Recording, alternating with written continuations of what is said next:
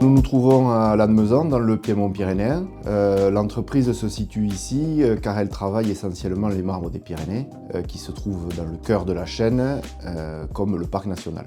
Donc pendant très longtemps, ces carrières ont été exploitées depuis l'époque de Louis XIV. Il y a eu jusqu'à 140 carrières de marbre et aujourd'hui, nous sommes, on va dire, les derniers représentants de cette grande épopée des exploitations marbrières. Donc je suis originaire de Sarancolin, ce petit village dans la vallée d'Or, où se trouve cette magnifique carrière de marbre de Sarancolin.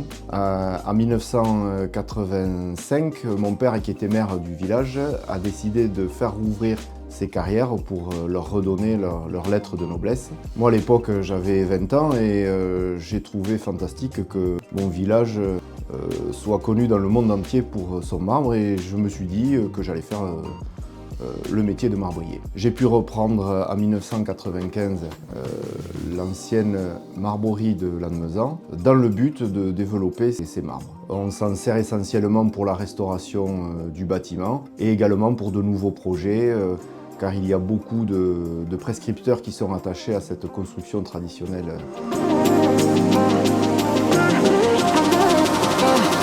Alors le savoir-faire dans l'entreprise est assez vaste et on est obligé de savoir tout faire, que ce soit de la cuisine, des plans de travail, que ce soit des douches, bacs à douche, des parois, que ce soit des dallages, des fontaines, de la décoration d'intérieur. Alors l'important pour moi, c'est de conserver ces savoir-faire, alors que ce soit pour la partie bâtiment, mais pour la partie décoration.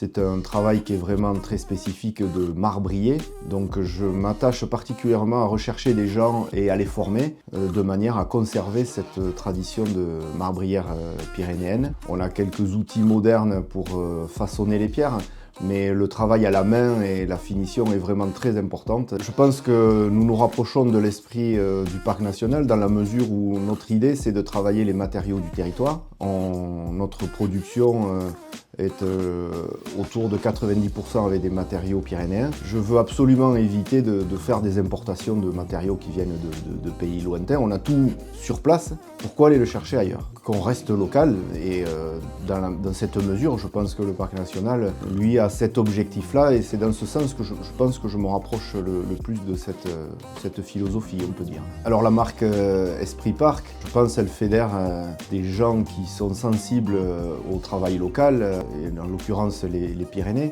Je pense que c'est par ce biais-là qu'on est capable de faire rayonner une région.